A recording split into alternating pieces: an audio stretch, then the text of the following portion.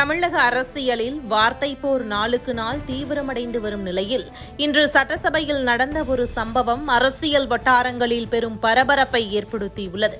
முதல்வர் விஜய் தனது உரையின் போது கூறிய அப்பாவை காணோம் என்ற குட்டிக்கதை திமுக தரப்பை நேரடியாக குறிப்பாக ஸ்டாலினை குறிவைத்த விமர்சனமாக பார்க்கப்படுகிறது.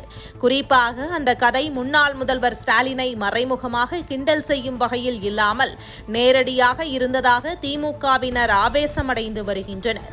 சட்டசபையில் விஜய் பேசிய அந்த குட்டிக்கதை சில நிமிடங்களிலேயே சமூக வலைதளங்களில் வைரலானது. எதிர்க்கட்சிகளும் ஆதரவாளர்களும் அதனை பகிர்ந்து விவாதிக்க தொடங்கினர். இதுவரை அரசியல் விமர்சனங்களுக்குள் மட்டுமே இருந்து வந்த மோதல் இப்போது தனிப்பட்ட தாக்குதல்களுக்கான கதவை திறந்து வைத்து விட்டதா என்ற கேள்வியும் எழுந்துள்ளது. இந்நிலையில் சட்டசபை நிகழ்வுகள் குறித்து உதயநிதி ஸ்டாலின் உடனடியாக முன்னாள் முதல்வர் ஸ்டாலினை தொடர்பு கொண்டு பேசியிருக்கிறார்.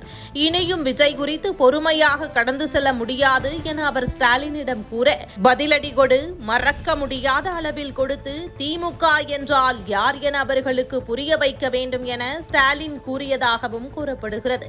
இதையடுத்து பதிலடியாக துணை முதல்வர் உதயநிதி ஸ்டாலின் செங்கல்பட்டு நீதிமன்றத்தில் கணவனை தேடும் மனைவி என முதல்வர் விஜய் மற்றும் சங்கீதா இடையே நடைபெறும் விவாகரத்து வழக்கு குறித்த சம்பவத்தை மறைமுகமாக எடுத்துக்காட்டி பதில் கொடுத்திருக்கிறார்.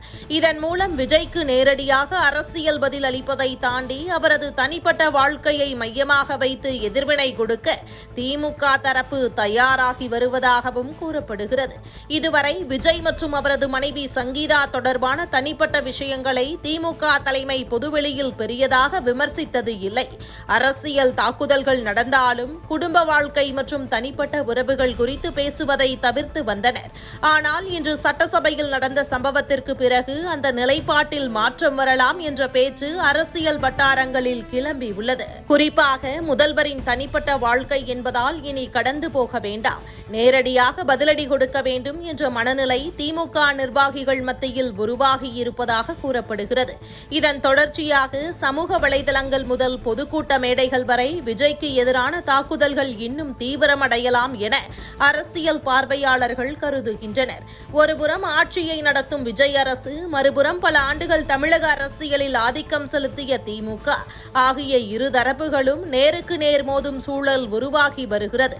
வார்த்தை போர் தனிப்பட்ட தாக்குதல்களாக மாறினால் அது தமிழக அரசியலின் தரத்தை பாதிக்கும் என்ற கவலையும் எழுந்துள்ளது. குட்டிக்கதையால் தொடங்கிய சர்ச்சை தனிப்பட்ட வாழ்க்கையை தொடும் அரசியல் தாக்குதல்களாக மாறுமா, இல்லை இரண்டு கட்சிகளும் மக்கள் பிரச்சினைகளை மையமாக கொண்டு விவாதம் நடத்துமா என்பதை பொறுத்திருந்துதான் பார்க்க வேண்டும்.